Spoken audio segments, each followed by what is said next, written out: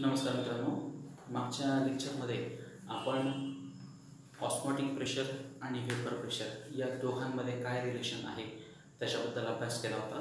आजच्या लेक्चरमध्ये आपण बघणार आहोत van't Hoff equation for osmotic pressure. मित्रांनो, हा अतिशय पॉप्युलर क्वेश्चन आहे. Define van't Hoff equation for osmotic pressure. बऱ्याचशा परीक्षांमध्ये हा प्रश्न विचारला जातो, त्यामुळे व्हॅन्ट ऑफ इक्वेशन कसं डिफाईन करायचं आहे ते आज आपण बघणार आहोत. ओके, मागच्या लेक्चरमध्ये आपल्याला काय इक्वेशन मिळालं होतं? मागचं लेक्चर कशासाठी होतं? Relation between osmotic pressure and vapour pressure. काय इक्वेशन मिळालं आपल्याला? ते हे इक्वेशन आहे. हे इक्वेशन दाखवतं रिलेशन कशामध्ये? ऑस्मॉटिक प्रेशर आणि वेपर प्रेशरमध्ये. पाय म्हणजे काय? Osmotic pressure. आर म्हणजे गॅस कॉन्स्टंट. टी म्हणजे टेम्परेचर. V10 म्हणजे काय? तर volume, molar volume of pure solvent. P10 म्हणजे काय? Vapour pressure of pure solvent. आणि P1 म्हणजे काय? तर vapour pressure of solution. Okay मित्रांनो, या इक्वेशनला आपण म्हणूयात पहिलं इक्वेशन. ओके, P1 काय म्हटलं आपण? Vapour pressure of solution. Suppose मित्रांनो सोल्युशन अतिशय डायल्यूट असेल तर या केसमध्ये आपण राऊल्ट्स लॉ अप्लाय करू शकतो. राऊल्ट्स लॉचं इक्वेशन काय होतं ते बघूयात आता. राऊल्ट्स लॉचं इक्वेशन काय आहे? P1 is equal to P10 into N1. Okay, हे इक्वेशन आहे राऊल्ट्स लॉचं. याच्याबद्दल आपण मागच्या लेक्चर्समध्ये डिस्कशन केलेलं आहे. या राऊल्ट्स लॉ समजा या इक्वेशनला समजा आपण मॉडिफाय केले किंवा रिअरेंज केले. बघा आता कसं पद्धतीने रिअरेंज करणार. P1 अपॉन P10 काय केलं आपण? P1 upon P10 is equal to काय? N1. ओके, N1 म्हणजे काय? मोल फ्रॅक्शन ऑफ सॉल्वंट. मित्रांनो, आपल्याला माहिती आहे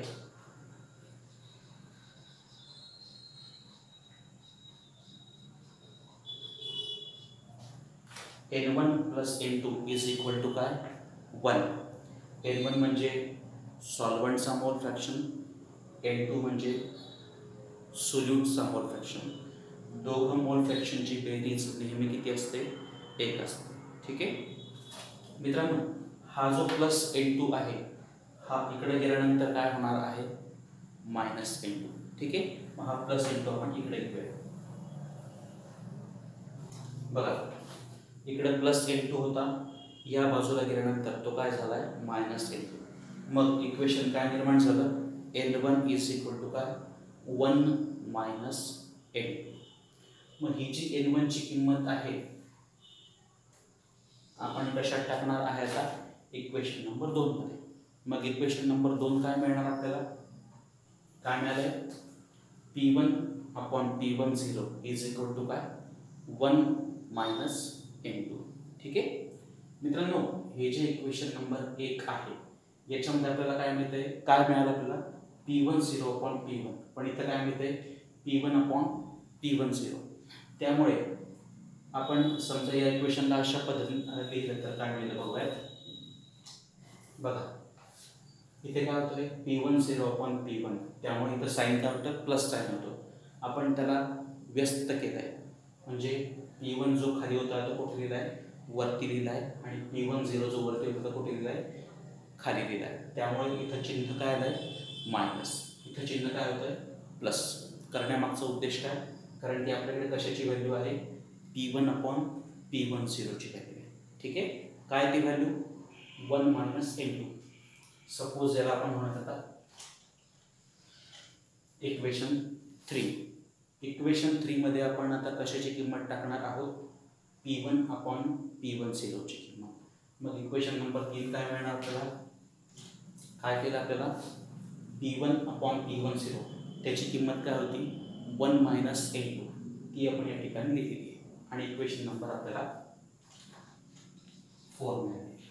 ठीक आहे, पण मित्रांनो ln of 1 minus N2, ln of 1 minus N2 चे वेगळे वेगळे सोल्युशन्स आहेत मॅक्लॉरिन्स थेरमनुसार. त्याचं मोस्ट पॉसिबल सोल्युशन आहे -n2. म्हणून ln ऑफ 1 - n2 याची किंमत काय आलेली आहे -n2.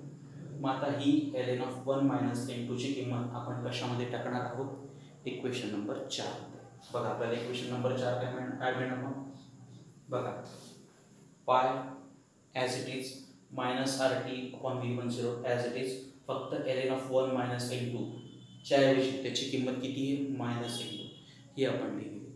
मग दोघं मायनस साईन काय होतील कॅन्सल होतील आणि आपल्याला काय इक्वेशन मिळतं ते बघूयात आता. दोघं मायनस साईन काय करतो आपण आता कॅन्सल करतो. इक्वेशन काय मिळणार मग काय इक्वेशन मिळालं आहे पाय is equal to RT/V10 into n2. त्याच्यामध्ये पाय म्हणजे काय ऑस्मॉटिक प्रेशर, आर म्हणजे परत काय गॅस कॉन्स्टंट, टी म्हणजे टेम्परेचर, V10 म्हणजे मोलर व्हॉल्यूम ऑफ सॉल्व्हंट आणि n2 म्हणजे काय मोल फ्रॅक्शन ऑफ सोल्यूट. ठीक आहे. n2 म्हणजे काय म्हटलं आपण मोल फ्रॅक्शन ऑफ सोल्यूट. त्याचं इक्वेशन काय आहे हा n2 कसा कॅल्क्युलेट करतात small n2 upon small n1 plus small n2. Small n2 म्हणजे काय number of moles of solute आणि स्मॉल n1 म्हणजे काय number of moles of solvent. Okay. पण मित्रांनो आपण आत्ताच म्हटलं की सोल्युशन कसं आहे डायल्यूट सोल्युशन आहे. डायल्यूट सोल्युशन असल्यामुळे त्यामध्ये सोल्यूटचे जे नंबर ऑफ मोल्स आहे त्याचं प्रमाण अतिशय कमी असणार आणि सॉल्व्हंटचे जे नंबर ऑफ मोल्स आहेत त्याचं प्रपोर्शन हे जास्त असणार. काय म्हणतो आपण आता as a solution is dilute number of moles of solvents are greater than number of moles of solute. n1 plus n2 is near about equal to काय n1. ठीक आहे. मग ह्या n2 ची किंमत काय लिहू शकतो आपण या n2 ची किंमत काय झाली आहे n2 is equal to small n2 upon small n1. का सोल्युशन डायल्यूट आहे त्यामुळे number of moles of solvent जास्त आहे सोल्यूटच्या मोल्सपेक्षा. म्हणून n1 प्लस n2 या दोघांची बेरीज नियर अबाउट काय आहे n1. म्हणून n1 प्लस n2 च्या ऐवजी काय लिहिलं आपण हे n1 लिहिले. मग ही जी n2 ची किंमत आहे ती आपण कुठे ठेवणार आता इक्वेशन नंबर 5 मध्ये. बघा पाय is equal to RT/V10 n2 च्या ऐवजी काय लिहिलं फक्त आपण small n2 upon small n1. ठीक आहे. आणि इक्वेशन कोणतं मिळालं आपल्याला इक्वेशन नंबर 6. या इक्वेशन नंबर 6 ला आपण रिअरेंज करतोय. बघा अशा पद्धतीने रिअरेंज करतोय पाय V10 into n1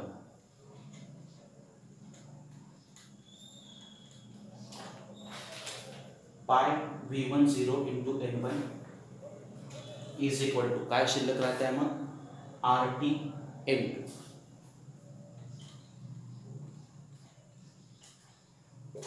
RT n2. ठीक आहे. पण मित्रांनो V10 into n1 is equal to काय टोटल व्हॉल्यूम. ठीक आहे. Is equal to V10 upon n1 is equal to काय V म्हणजे काय तर टोटल व्हॉल्यूम. मग V10 इंटू n1 च्या ऐवजी काय लिहिणार आपण आता V लिहिणार. ठीक आहे.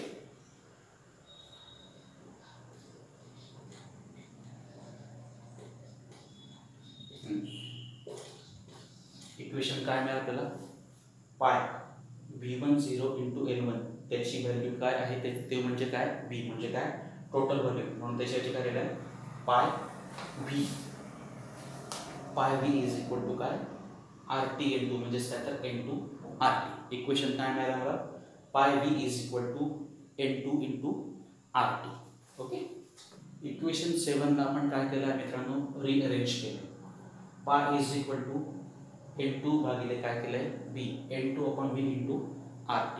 n2 म्हणजे काय number of moles of solute आणि V म्हणजे काय टोटल व्हॉल्यूम म्हणजे काय number of moles of solute per litre म्हणजेच काय असणार आहे ते कॉन्सन्ट्रेशन. म्हणून n2 upon V is equal to काय C. n2 अपॉन V म्हणजे काय तर C. मग हे इक्वेशन काय येणार n2 अपॉन V च्या ऐवजी काय येणार C इंटू RT. हे आहे आपलं van't Hoff's equation. Pi is equal to CRT. Pi म्हणजे ऑस्मॉटिक प्रेशर, सी म्हणजे काय तर मोलॅरिटी ऑफ सोल्युशन, आर म्हणजे गॅस कॉन्स्टंट आणि टी म्हणजे काय तर temperature. So pi is equal to CRT. हे कशाचं इक्वेशन मिळालं आपल्याला? Van't Hoff's equation. ओके, पुढचा पार्ट आपण बघूया, calculation of molecular weight using osmotic pressure. So friends, now we are discussing determination of molecular weight using osmotic pressure. या osmotic pressure काढत असताना एक आपल्याला मागच्या इक्वेशनमध्ये मागच्या व्हॅन टॉप्स इक्वेशनच्या दरम्यान आपल्याला एक इक्वेशन मिळालं होतं. ते इक्वेशन होतं काय? इक्वेशन होतं पाय V is equal to N2RT. ठीक आहे, पाय म्हणजे ऑस्मॉटिक प्रेशर, V म्हणजे टोटल व्हॉल्यूम, N2 म्हणजे काय? Number of moles of solute, R म्हणजे गॅस कॉन्स्टंट आणि T म्हणजे काय तर टेम्परेचर. मित्रांनो, N2 म्हणजे काय सांगितलं आपण आताच? Number of moles of solute. त्याचा कॅल्क्युलेशनचा फॉर्म्युला आहे, number of moles of solute calculate करण्याचा फॉर्म्युला आहे weight of solute divided by molecular weight of solute. Weight of solute आपण दाखवणार आहे W2 आणि मॉलिक्युलर वेट ऑफ सोल्यूट आपण दाखवणार आहे M2. मग ह्या N2 ची किंमत काय आहे?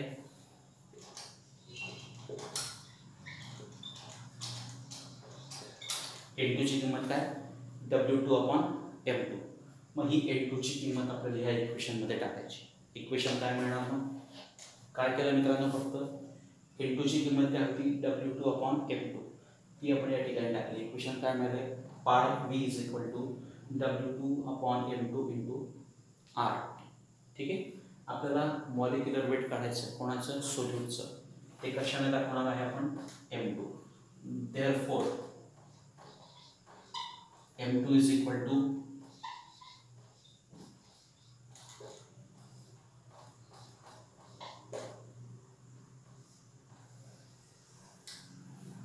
M2 is equal to W2 into RT divided by pi into V. या फॉर्म्युल्याने आपण काय कॅल्क्युलेट करणार आहोत? Molecular weight of solute. परत एकदा बघूया friends, here we are discussing how to calculate molecular weight using osmotic pressure. Okay, we got one equation during the calculation of that Van Hoff equation. What was that equation? Pi V is equal to N2 into RT. N2 is number of moles of solute. The formula for calculating number of moles of solute is weight of solute, which is denoted by symbol W2 upon molecular weight of solute, which is denoted by M2. Therefore N2 is equal to W2 upon M2. Then what we have done? We have placed the value of N2 in this equation. The equation becomes pi V is equal to, instead of N2 we have wrote W2 upon M2 into RT. We want to calculate molecular weight of solute. So rearranging this equation, we can write M2 is equal to W2 into RT upon pi V, where W2 is weight of solute, R is gas constant, T is temperature, R is osmotic pressure and V is total volume. Okay, so by using this formula we can calculate the molecular weight of solute using osmotic pressure.